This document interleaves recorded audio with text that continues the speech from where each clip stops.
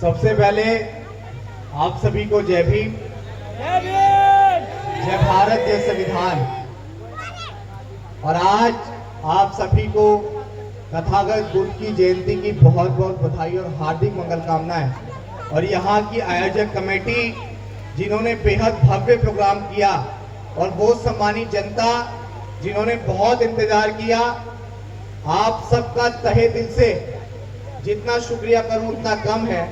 और सबसे पहले शुरू में मैं सिर्फ एक बात कहना चाहूंगा। मेरा भाई जो है, क्या नाम है, इधर आओ इधर आओ इधर आओ इधर आओ, विनय बहुत मेरा दिल का रिश्ता सबसे है, लेकिन विनय से भी है। वो खास इसलिए है क्योंकि मेरा दिल का रिश्ता सबसे करीब उन लोगों से रहता है जो समाज के लिए निरंतर काम करते रहते हैं। क्योंकि मेरा सामाजिक रिश्ता किसी से बनना या मेरा दिल का रिश्ता किसी से बनना सिर्फ महज इसलिए नहीं कि वो मेरे समाज का है।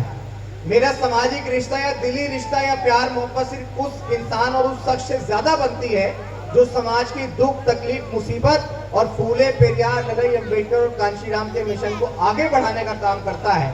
तो इस प्रांगण में बैठे हुए तमाम लोगों में सबसे ज्यादा मोहब्बत इस भाई से इसलिए है क्योंकि ये जी जान झोंक कर इस मिशन को आगे बढ़ाने का कार्य कर रहे हैं। और मैं आज इस प्रांगण में अपने माफीनामे के साथ ही आपको जवाब भी देता हूं मेरे भाई कि दोबारा आगे किसी कार्यक्रम में अगर आप मुझे आवाज दोगे तो आपका भाई चाहे कितना बड़ा भी प्रोग्राम हो, उस प्रोग्राम को एक साइड रख के सिर्फ उस दिन आपके प्रोग्राम को करेगा, दूसरा कोई प्रोग्राम नहीं देगा।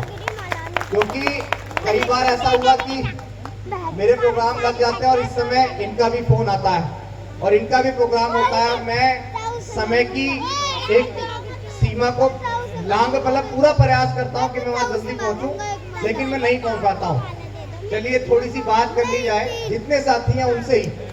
सबसे पहले बहुजन समाज में जन्मे सभी संतों गुरुओं महापुरुषों को नमन करते हुए तथागत बुद्ध, संत कबीर, गुरु नानक देव, गुरु घासीदास पाखंडवाद के धुर विरोधी रहे, पेरियार ईवी रामा स्वामी नायकर, पेरियार ललई सिंह यादव इस देश में शिक्षा की अलख जगाने वाले राष्ट्रपिता ज्योतिबा फूले, महामना सावित्रीबाई फूले, मां फातिमा शेख, आरक्षण के जनक छत्रपति शाहू जी महाराज, हमें आपको मान सम्मान स्वाभिमान का जीवन देने वाले भारत के संविधान निर्माता, इस देश के भाग्य विधाता, करोड़ों शोषित वंचित पीड़ितों के मसीहा डॉक्टर बाबा साहेब अम्बेडकर के चरणों में नमन करते हुए वे 21वीं सदी के सबसे बड़े महानायक, सामाजिक परिवर्तन के सबसे बड़े अगुआ, कश्मीर से लेकर कन्याकुमारी तक साइकिल यात्रा करने वाले वामसेव DS4 और बहुजन समाज पार्टी के संस्थापक,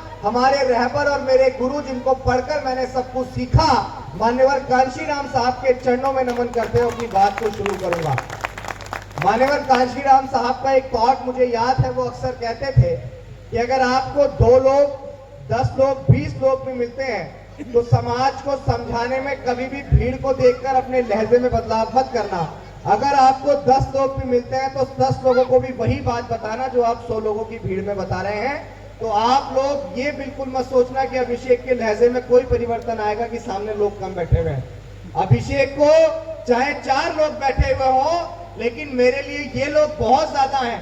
अगर मैं मान्यवर कांशीराम साहब की बात करूं तो मान्यवर कांशीराम साहब 3-3, 4-4 लोगों को भी पूरी निष्ठा और ईमानदारी से इस मिशन, इस मूवमेंट, इस आइडियोलॉजी के बारे में समझाया करते थे। यहाँ गायक मंडली भी बैठी हुई है। अक्सर उनके साथ इस तरह की चीजें होती हैं कि जब भी वो गाने खड़े होते हैं तुरंत डपट के बैठा दिया जाता है कि नेताजी आ गए, अब थोड़ी देर आप रुक जाइए। लेकिन मेरा ये मानना है, और कांशीराम साहब ने भी ये बात कही है, कि भाषणों से आप जिस बात को नहीं समझा सकते हैं उन बातों को आप शायरी और गाने के माध्यम से जल्दी समझा सकते हैं। तो आप तमाम लोगों से कहूंगा कि इन लोगों के लिए भी जोरदार तालियां बजाइए जो लोग दिन रात, क्योंकि आप नेताओं के भाषणों को सुनते हैं लेकिन इनकी गायकी में अगर मैं 10 मिनट का भाषण दूंगा तो इनकी गायकी वो 2 मिनट की होगी जो आपको सब कुछ समझा देगी। अभी पीछे जो है अभी एक गीत गा रहे थे, उस गीत को तमाम लोग सिर्फ और सिर्फ मनोरंजन के लहजे से हम लोग देखते हैं और सुनने की प्रयास करते हैं, लेकिन एक कलाकार जो इस मिशन, इस मूवमेंट के लिए गाता है, एक कलाकार जो इस मिशन मूवमेंट के लिए अपने परिवार को छोड़कर गाता है, तो आप ये समझिए कि वो मतलब कितनी बारीकी से लिखता है, उसके बाद आपको समझाने का प्रयास करता है।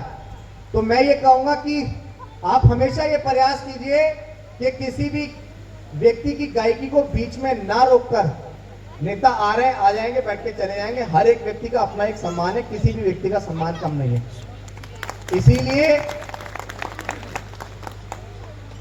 आगे सिर्फ इतना कहूंगा कि वर्तमान समय में जिस मूवमेंट को फूले, शाहू, पेरियार, ललई, अंबेडकर, उनके बाद मान्यवर कांशीराम साहब ने बढ़ाया, और मान्यवर कांशीराम साहब के बाद अगर हम देखें आज, तो आज वो मिशन, वो मूवमेंट, ये मूवमेंट क्या है? मूवमेंट सिर्फ दो शब्दों पे टिका है, और वो दो शब्द हैं आर्थिक मुक्ति और सामाजिक परिवर्तन। आर्थिक मुक्ति और सामाजिक परिवर्तन, इन दो शब्दों पे पूरा पूरा पूरा पूरा बहुजन आंदोलन टिका हुआ। जिस बहुजन आंदोलन को बचाने के लिए हमारे बहुत सारे महापुरुषों ने अपनी जान खपा दी। डॉक्टर बाबा साहेब अम्बेडकर ने 4-4 बच्चों की कुर्बानियां दे दी, सिर्फ और सिर्फ इस समाज के अंदर आर्थिक मुक्ति और सामाजिक परिवर्तन लाने के लिए।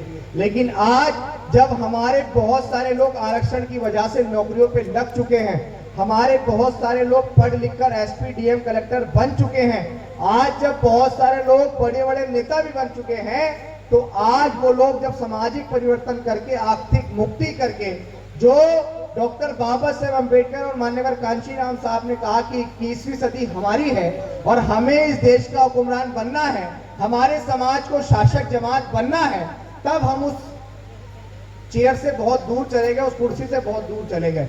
आज आप मुझे बताइए कि जब हमें उस कुर्सी के बहुत नजदीक होना था, किस कुर्सी की बात कर रहा हूं मैं? प्रधानमंत्री की कुर्सी की बात कर रहा हूं। क्योंकि हमारे जितने भी महापुरुष हुए, उनका एक सपना था कि हमें इस देश का शासक जमात बनना है, और हम इस देश के शासक जमात बनने से इतने दूर जाते जा रहे हैं, इतने दूर जाते जा रहे हैं कि आज हमें एक एमपी एमएलए निकालने के लिए भी न जाने कितनी मशक्कत करनी पड़ती है, तब भी हम लोग एक एमपी एमएलए नहीं बना पाते हैं। उसका सबसे बड़ा कारण और सिर्फ ये है कि हम लोग आपसी भाईचारे के साथ जीना पसंद नहीं कर रहे हैं। हम लोग आपस में ही अपने भाई को देखकर एक हीन भावना पैदा कर रहे हैं। अगर हमारे किसी एक भाई ने कोई संगठन बना लिया है, तो दूसरा भाई उसकी मदद करने इसलिए नहीं जाता है क्योंकि उसने दूसरा संगठन बना लिया है। लेकिन मैं आपसे ये कहना चाहता हूँ, या जितने लोग यहाँ बैठे हैं, मैं उनसे भी ये कहना चाहता हूँ कि पार्टी, संगठन और सारी चीजों को एक साइड रखकर ये देखिए कि आपके साथ जो शोषण होता है, आपके साथ जो अत्याचार होता है, वो आपकी पार्टी और संगठन देखकर नहीं होता, आपकी जाति देखकर होता है। और जब आपके साथ शोषण आपकी जाति देखकर हो रहा है, तो उसकी तकलीफ में उसका हिस्सेदार बनने पार्टी और संगठन देखकर क्यों जा रहे हो? अगर आपको समाज के अंदर काम करना है, तो आप पार्टी और संगठन देखकर मत करिए, आप अपनी जाति देखकर और सामाजिक परिवर्तन को सबसे फर्स्ट प्रायोरिटी देखकर काम कीजिए। नीले झंडे को उठाकर अगर कोई भी व्यक्ति काम कर रहा है, मैं आज इस मंच से अगर उस संगठन की बात भी करूं जिस विचारधारा से हमारी लड़ाई है, तो आरएसएस इस देश में एक ऐसा संगठन है, अगर भगवा झंडा उठा के उनके बारे में कोई भी बात करता है, छोटे से छोटा दल भी बात करता है, वो चाहे आरएसएस की बुराई क्यों ना करता हो, लेकिन वो एक ऐसा समुंदर है कि वो एक गंदी से गंदी नाली को भी, मतलब जो उनकी विचारधारा की है, वो उसको अपने आप में समेटने का काम करते हैं, उनको सम्मान देने का काम करते हैं, उनको संरक्षण देने का काम करते हैं। लेकिन हमारे यहाँ क्या है, अगर कोई व्यक्ति बहुत बड़ा संगठन और पार्टी चला रहा है, तो अगर विनय जैसे लोग, अभिषेक जैसे लोग और बहुत सारे तमाम छोटे छोटे साथी अपनी मेहनत करते हैं, ईमानदारी से इस मिशन को आगे बढ़ाते हैं, जिनकी वजह से गली कूचे और गांव के अंदर भी जय भीम और डॉक्टर बाबा साहेब अम्बेडकर का नाम जिंदा है, वो लोग उनको अपने साथ बैठाना पसंद नहीं करते कि तो अपना अलग संगठन चला रहा। लेकिन ये मिशन, ये संगठन या तथागत बुद्ध की जो वाणियां है या जो उनका मिशन है, क्या किसी के बाप की बकूती है या किसी नेता के बाप की जागीर है क्या? इस मिशन को अगर मैं आज वर्तमान समय में देखूं, तो मिशन सिर्फ और सिर्फ क्या है? मिशन सिर्फ और सिर्फ ये है कि हमें इस देश का शासक जमात बनना है। आप अपनी हैसियत ये नापिए कि आज देश में 28 राज्य हैं, लेकिन एक भी राज्य का मुख्यमंत्री दलित नहीं है। क्या आप मुझे बताइए कि मान्यवर कांशीराम साहब से बड़ा सामाजिक परिवर्तन करने वाला इस देश में कोई हो सकता है? मान्यवर कांशीराम साहब ने 10 साल के अंदर बहुजन समाज पार्टी को राष्ट्रीय पार्टी बना दिया था, और जिस समाज के लोग कभी सम्मान से खाट पर भी नहीं बैठ सकते थे ना, उस समाज से निकल के, वो भी एक महिला जिस महिला को घरों में सिर्फ चौका बर्तन करने का अधिकार था, मान्यवर कांशी राम साहब ने उस समाज के महिला को इसी प्रदेश का 4 बार मुख्यमंत्री बनाया। लेकिन आज वो मिशन, आज वो मूवमेंट, आज वो, मैं किसी एक नेता की बात नहीं कर रहा हूं, मैं समाज के हर उस नेता की बात कर रहा हूं जिस नेता ने इस समाज को आगे बढ़ाने का ठेका लेकर इस समाज को बेचने का काम किया। मैं उन तमाम लोगों की बात कर रहा हूं। और आज भी मेरे नौजवान साथियों से ये कहूंगा कि अपनी पार्टी और तमाम लोगों की पार्टियों के झंडे को उठाने से पहले उन लोगों से ये सवाल करिए, उन लोगों से ये सवाल पूछिए कि आपसे पहले एक और नेताजी आए थे जय भीम के नारे के साथ और बोल रहे थे कि हमें वोट करो और हमें जिता के भेजो। नेता आके अक्सर कहते हैं कि समाज एकजुट नहीं हो रहा है, समाज एकजुट नहीं हो रहा है। समाज की एकजुटता के बिना माननीय बहन जी उत्तर प्रदेश की 4 बार मुख्यमंत्री बन गई क्या? बताइए, समाज की एकजुटता के बिना क्या चंद्रशेखर आजाद आज इतना बड़ा नाम, जिनका विश्व के 100 बढ़ते हुए नेताओं की सूची में नाम आ गया, बिना समाज के नेताओं के? या मेरे जैसा व्यक्ति जिसको शायद, जिसकी कोई हैसियत नहीं है, जो पारिवारिक और आर्थिक स्थिति से बिल्कुल मजबूत नहीं है, आज उस व्यक्ति को पूरे देश में 35 लाख से ज्यादा लोग फॉलो करते हैं, उसको इतना प्यार करते हैं, तो क्या बिना समाज की सपोर्ट के अभिषेक खड़ा हो गया? लेकिन आज इस समाज को जरूरत है, आज इस समाज की बहन बेटियों की इज्जत और आबरू सिर्फ जाति के नाम पे लूटी जाती है। आज इस समाज के लोगों को मूछे रखने पे मार दिया जाता है, आज इस समाज के लोगों को घाट पे बैठने पे मार दिया जाता है, पानी का मटका छूने पे मार दिया जाता है। लेकिन वो नेता इस समाज की तरफ कब देखेंगे? क्या आने वाले कल में हम भी ये देखना चाहते हैं जैसे लाल किला उसने बनवा दिया जी, शाहजहां ने बनवाया था जी, लाल किला उसने अकबर ने बनवाया था जी, ऐसी बहुजन आंदोलन को कभी हम देखा करेंगे जी हाँ ये आंदोलन कभी था जी, काशीराम ने खड़ा किया था? आज तो कोई आंदोलन नहीं बचा। अगर भारत का संविधान नहीं बचा तो मैं ये मानता हूं कि इस देश में, इस मुल्क में हमारा कुछ नहीं बचेगा, हम सिर्फ और सिर्फ गुलामी की पीढ़ियों में जकड़े रहेंगे। आप जितनी समिति बनानी है बनाइए, आप जितने संगठन बनाने हैं बनाइए, आप जितनी पार्टी बनानी है बनाइए। मान्यवर कांशी राम साहब ने कहा कि पार्टी संगठन बनाना कोई मुश्किल बात नहीं है, अगर मुश्किल बात है तो इस बहुजन समाज को एकजुट करना है। तो मेरा ये मानना है कि जिन लोगों को पार्टियां और संगठन और सारी चीजें करने का शौक है वो इस समाज को एकजुट करके भी दिखाएं, फिर समाज उन तमाम लोगों के पीछे आसानी से लग जाएगा। आप लोगों ने मुझे सुना और मैं वाकई में, मैं इस मन से बार बार यही कह रहा हूं कि मैं क्षमा प्रार्थी हूं, लेकिन आपका भाई क्या करे, समय बहुत कम होता है और काम बहुत ज्यादा होते हैं।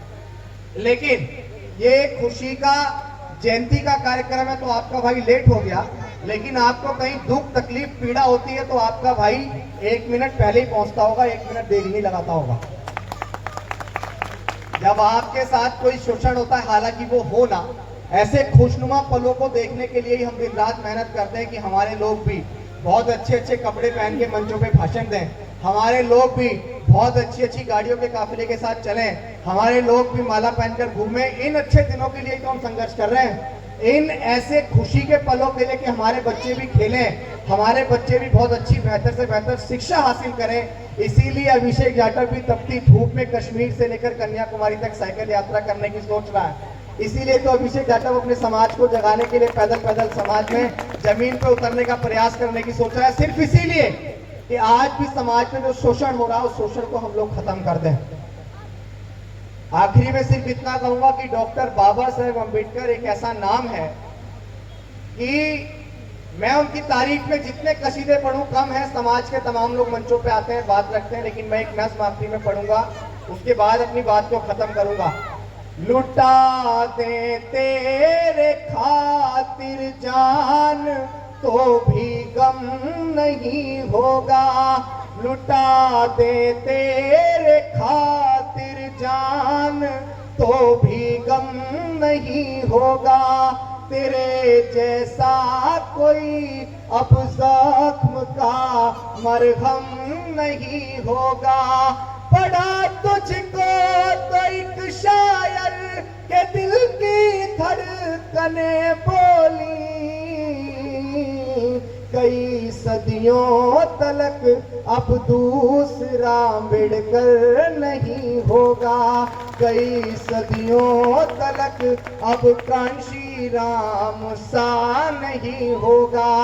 आखिरी में अपने व्यक्तिगत हित, अपने निजी हित को छोड़ के इस बात का विचार जरूर करिएगा कि डॉक्टर बाबा साहेब अम्बेडकर ने आपके बच्चों को खुशहाली भरा जीवन देने के लिए अपने 4-4 बच्चों को कुर्बान कर दिया था। मान्यवर कांशीराम साहब ने आपका घर खुशहाल रहे इसीलिए अपने घर को त्याग दिया था। मान्यवर कांशीराम साहब ने आपका बैंक बैलेंस भरा रहे इसीलिए मान्यवर कांशीराम साहब ने कोई बैंक बैलेंस नहीं रखा। आपके यहाँ पे बहुत अच्छी खुशहाली रहे, आपका बहुत अच्छा खुशनुमा परिवार रहे, इसीलिए मान्यवर कांशीराम साहब ने आजीवन शादी नहीं करी, कोई घर नहीं बसाया। उस दुख तकलीफ पीड़ा को, हमारे तमाम महापुरुषों की पीड़ा को याद रख के इस मिशन को सर्वोपरि आगे बढ़ाने के लिए मैं आपसे ये चाहता हूं कि आप सिर्फ मेरा ही नहीं, समाज के हर उस लड़के का, समाज के हर उस नौजवान का साथ देना जो नौजवान बहुत जोर से जय भीम लगा रहा है, क्योंकि नौजवानों को नौसिखिया कह देना बहुत आसान होता है, लेकिन उस नौजवान से पूछिए जो अपने भविष्य की चिंता करे बिना इस मिशन और इस मूवमेंट को आगे बढ़ाने का काम कर रहा है। तो मेरे जैसे नौजवान के लिए नहीं तो उन तमाम नौजवानों के लिए भी आप लोग जरूर तालियां बजाइए जो लोग अपने घर परिवार को छोड़कर इस मिशन को आगे बढ़ाने का काम कर रहे हैं। एक और बड़ी बात कि आज वर्तमान समय में देखा जाए तो डॉक्टर बाबा साहेब अम्बेडकर की जो लड़ाई थी वो लड़ाई जाति विहीन समाज बनाने की थी, और आज हमारे समाज के लड़के सिर्फ और सिर्फ जाटव एकता बनाने में लगे हैं, वाल्मीकि एकता बनाने में लगे हैं। बहुत अच्छी बात है, आप एकता बनाइए, लेकिन महापुरुषों के आंदोलन को भी पढ़िए, क्योंकि अधूरा ज्ञान बहुत घातक होता है। मनुवादी जो है, जो विचारधारा हमारे ऊपर सदियों से हावी रही है, वो यही तो चाहता है कि आप जातियों में बिखरे रहो, क्योंकि अगर आप बहुजन समाज बन जाओगे तो आप बहुत बड़ी चट्टान बन जाओगे जिसका कोई सामना नहीं कर सकता। लेकिन अगर आप जातियों में बिखरे रहोगे तो आप वो कंकड़ी रहोगे जिसको कोई भी अपनी ठोकरों से मार देगा। इस देश में आपकी संख्या 90% है, जिसको हम लोग SC, ST, OBC माइनॉरिटी कहते हैं, जिसको अगर मैं जातिगत आधार पे कहूं तो जाटव, वाल्मीकि, कोरी, कुर्मी, पासी, धोबी, धानु, कहीर, गडरिया, गुज्जर, जाट, नाई, यादव, तेली, कुमार, महार, डोम, पटेल, मुस्लिम और वो तमाम जातियां जो जातिगत भेदभाव का शिकार करते हुए यहाँ पहुंची हैं। OBC की बहुत सारी जातियां आज चाहे बहुत अच्छे चीजों को लेके आगे बढ़ चुकी हो, लेकिन उन्हें यह भी देखना पड़ेगा कि आपको आज भी मनुवादी विचारधारा के लोग सिर्फ और सिर्फ शूद्र क्या कर बुलाते हैं। चाहिए शूद्र हम नहीं है, शूद्र इस देश में शेड्यूल कास्ट नहीं है, शूद्र तो OBC है जिसे हम लोग पिछड़ा कहते हैं। हम तो अति पिछड़ा है जो बिल्कुल और भी सताए हुए लोग हैं। इसीलिए हाथ जोड़ के आपसे निवेदन है कि इस मूवमेंट, इस मिशन को बढ़ाने के लिए मैं किसी पार्टी, पॉलिटिक्स या संगठन का हिस्सा नहीं हूं। मैं सिर्फ और सिर्फ आज आपके सामने कह रहा हूं कि मेरा जो शायद जीवन है वो मान्यवर कांशीराम साहब का जो डूबता हुआ मिशन है, सामाजिक परिवर्तन का मिशन, उसको पुनः उदय करने के मिशन में परिवर्तित करने के लिए शायद मेरा जन्म हुआ है, और इसी में मेरा अंत हो जाएगा, क्योंकि मैं इस मुल्क में अपनी सरकार बनाना चाहता हूं, और हमारी सरकार जब तक नहीं बन सकती जब तक हम लोग एकजुट नहीं होंगे।